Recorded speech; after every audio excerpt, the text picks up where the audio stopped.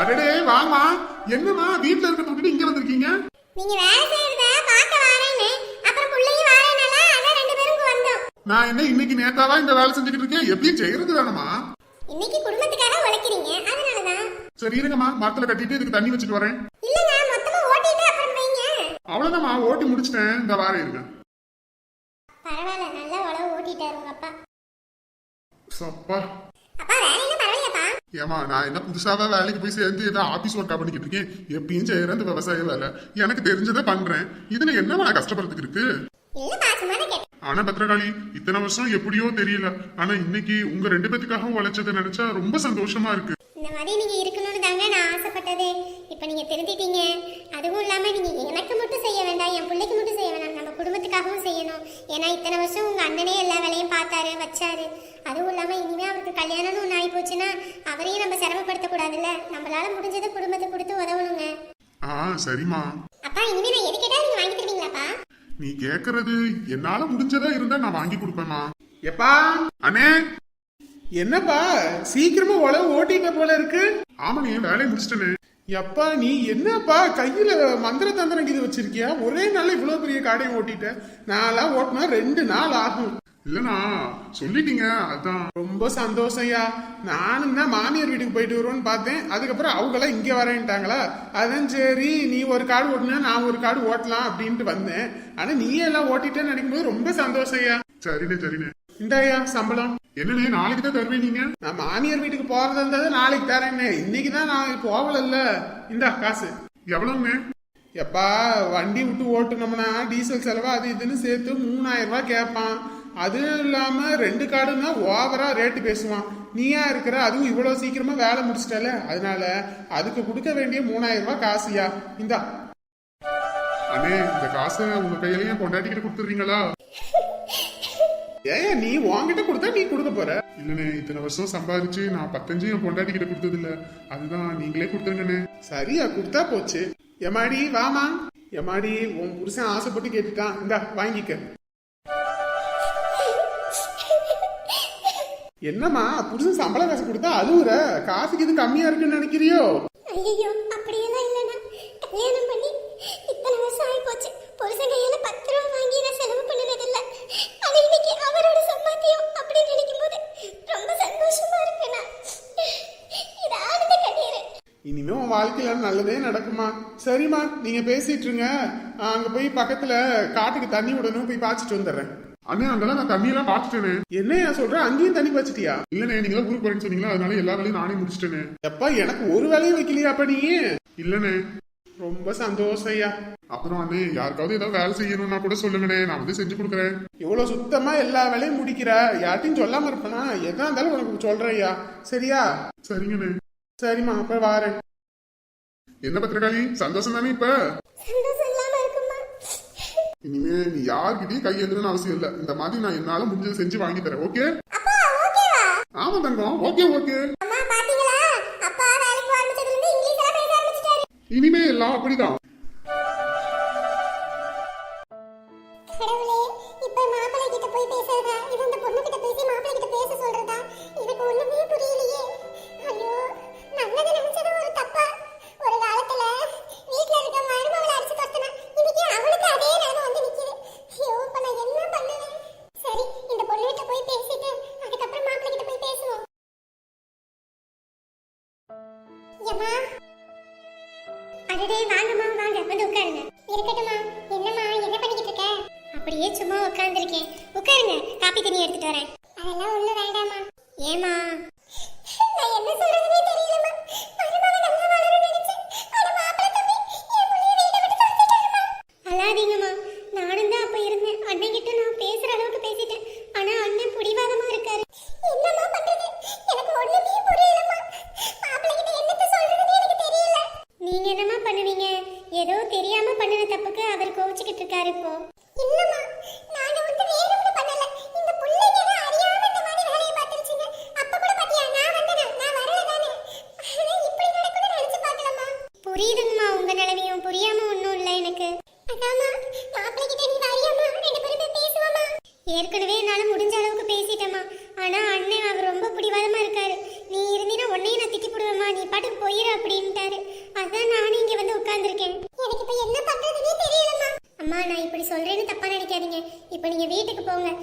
அண்ணன் இருக்கும் கோபத்துல உங்களையும் பிடிச்சி திட்டி போடுவாரு. என்னமா பண்றது?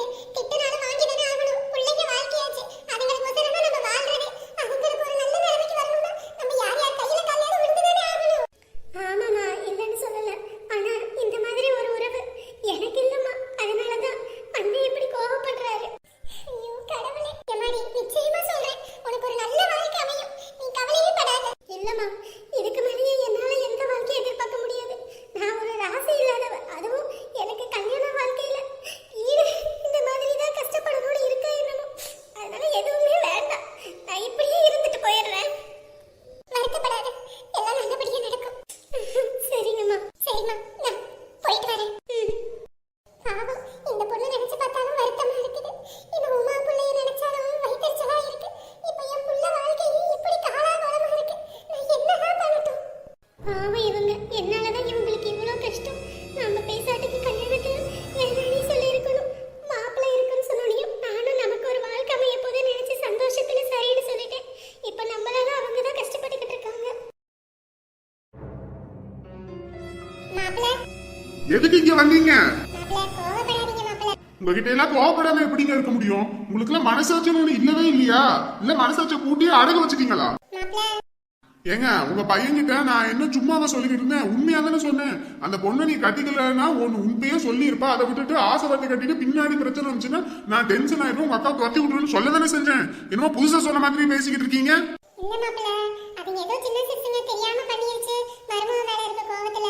ஏங்க, உங்களுக்கு 1008 கோவம் இருக்கட்டும், குடும்பத்துலன்னா பிரச்சனை இருக்கதான் செய்யும். அதுக்குன்னு நீங்க பாட்டுக்கு நினைச்சோன்னு இது நடக்கணும்னு நினைச்சோன்னு இது வேணும்னு சொல்வீங்களா? மாப்பிள்ளை, உங்களுக்கே தெரியும்ல, நான் தான் இங்கிட்டு வரவே இல்லைல்ல மாப்பிள்ளை. ஏங்க, உங்ககிட்ட எல்லாம் பேசி ஒரு வழிக்கு ஆகாது. எனக்கு இத பத்தி எந்த கவலையும் கிடையாது. எனக்கு என் தங்கச்சி வாழ்க்கை முக்கியம். நீங்க என்ன வேணாலும் பண்ணிட்டு போங்க. ஆனா ஒண்ணு, உங்க பிள்ளைய நான் வீட்டுக்குள்ள சேர்க்க மாட்டேன். மாப்பிள்ளை, நான் வேணா அந்த பொண்ணுக்கு இன்னொரு வாழ்க்கை அமையறதுக்கு ஒரு நல்ல மாப்பிள்ளைய பார்த்து சொல்றேன் மாப்பிள்ளை. அடடா, அதை எனக்கு பார்க்க தெரியாதா? இல்ல எனக்கு பார்க்க தெரியாதான்னு கேக்குறேன். அந்த பொண்ணு என் தங்கச்சி, என் கூட பிறந்த பொறப்பா. அதை எங்கிட்டும் வெளியே விட்டா அதுக்கு சூதுவாது தெரியாது, கஷ்டப்படுத்திடுவாங்கன்னு சொல்லிதான் அதை நம்ம பக்கத்திலேயே வச்சுக்கணும்னு நம்ம மாப்பிள்ளையாச்சு அப்படின்னு நினைச்சேன். ஆனா நீங்க எப்படி பண்ணுவீங்கன்னு நான் நினைச்சு பார்க்கல. மாப்பிள்ளை, உங்க வேதனை புரியுது மாப்பிள்ளை. இருந்தாலும் ஒரு பொண்ணோட வாழ்க்கையை கெடுக்க முடியுமா மாப்பிள்ளை? அதேதாங்க நானும் கேக்குறேன். ஒரு பொண்ணுக்கு ஆசை வார்த்தை கட்டி இந்த மாதிரி ஏமாத்துறது மட்டும் சரியா? இல்ல அந்த பொண்ணு மனசு வைத்து ஏதோ ஒண்ணு பண்ணிக்கிட்டானா யார் என்ன பண்ண முடியும்? அனாத பொண்ணுனால நீங்க என்ன வேணாலும் பண்ணுவீங்களா? மாப்பிள்ளை, கொஞ்சம் புரிஞ்சுக்கோங்க மாப்பிள்ளை. என்னால என்ன பண்ண முடியுமோ அதை நான் பண்றேன் மாப்பிள்ளை. உங்களால என்ன பண்ண முடியுமோ அதை நீங்க பண்ணுங்க.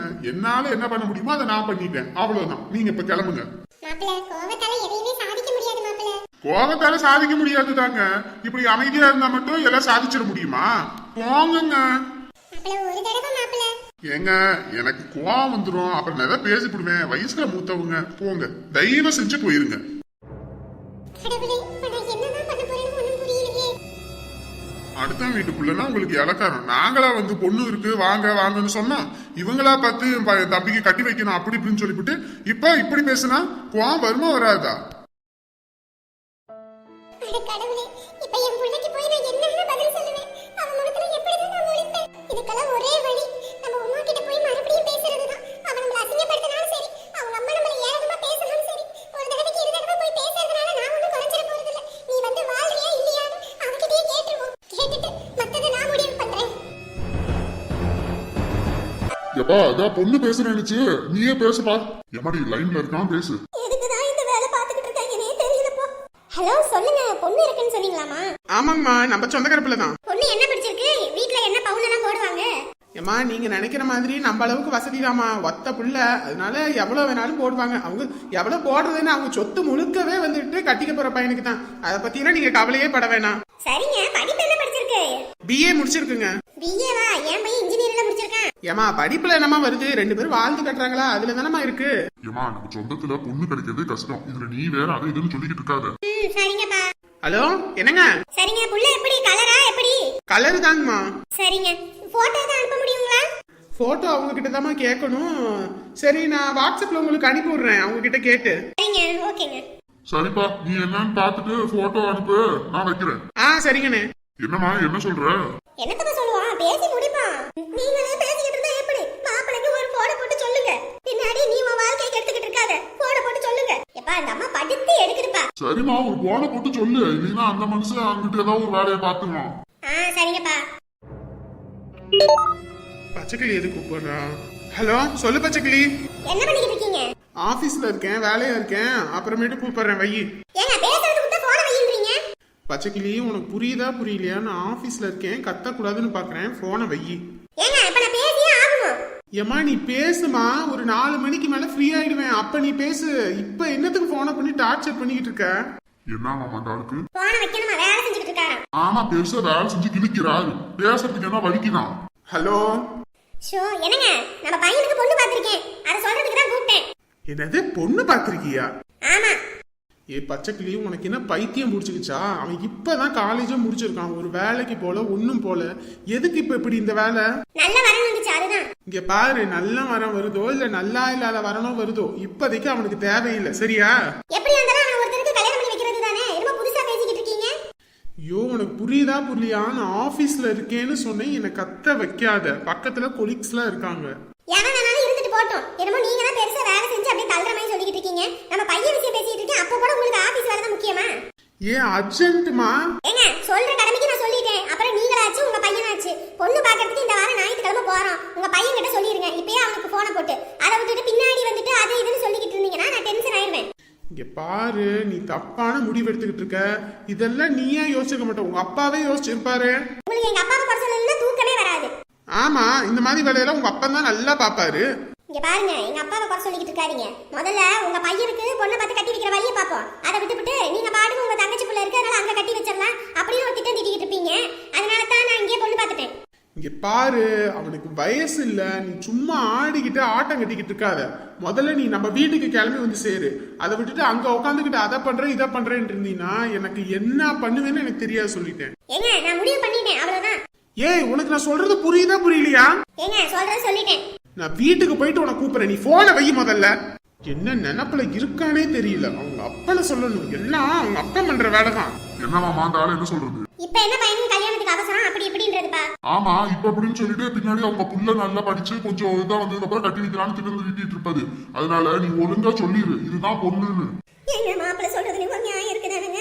நியாயம் வெங்காயம் எல்லாம் என்கிட்ட பேசக்கூடாது சொல்லிட்டேன். நான் முடிவு பண்ணினதுதான் என் பேரனுக்கு இந்த பொண்ணுதான். என்னமோ பண்ணி தொலைங்க, நான் ஒண்ணும் சொல்றதுக்கு இல்ல. அப்பனும் பிள்ளைய ஆடுற ஆட்டமே சரியில்லை. எப்பா எனக்கு மண்டை வெளியே வந்துடும் போல இருக்குப்பா. எதுக்குப்பா இவரை கட்டி வச்சீங்க? வேலை வாங்கி கொடுத்ததுதாம தப்பா போச்சு. வேலை இல்லாம வெட்டியா தெரிஞ்சுக்கிட்டு இருந்தாங்க, அப்பயே அப்படியே விட்டுக்கணும். வேலை வாங்கி கொடுத்து ஒரு நல்ல இதா வரணும்னா இவ்வளவு திமிராகி போச்சு. சரி, எல்லாம் ரோதனைப்பா எனக்கு. நம்ம பையனுக்கு நம்ம பிடிச்ச மாதிரி கூட பொண்ணு அமைக்க கூடாதுன்னு இப்படி பேசுறாரு. விடு விடு, நான் என்ன நினைக்கிறேனோ அதுதான் நடக்கும். ஏண்டிமா, உன் அண்ணங்காரன் முதல்ல அப்படி இருக்கும்போதே உன் அன்னிக்காரி கையில பிடிக்க முடியாது. இப்ப வேலைக்கு வேற போயிட்டான். இனி சம்பாரிச்சு இவ கையில 10 கொடுத்து காசு புழங்க ஆரம்பிச்சிருச்சுன்னு வச்சுக்க, இவளை கையிலேயே பிடிக்க முடியாது. இனிமே அவ ஆகாயத்துலதான் பறந்துகிட்டு இருப்பா. அவளை போய் பார்க்கணும்னா கூட நம்ம ஏணி வச்சு பிளைட்ல தான் போகணும். ஏம்மா நீ வேறம்மா. என்னடி என்ன இழிக்கிறவ?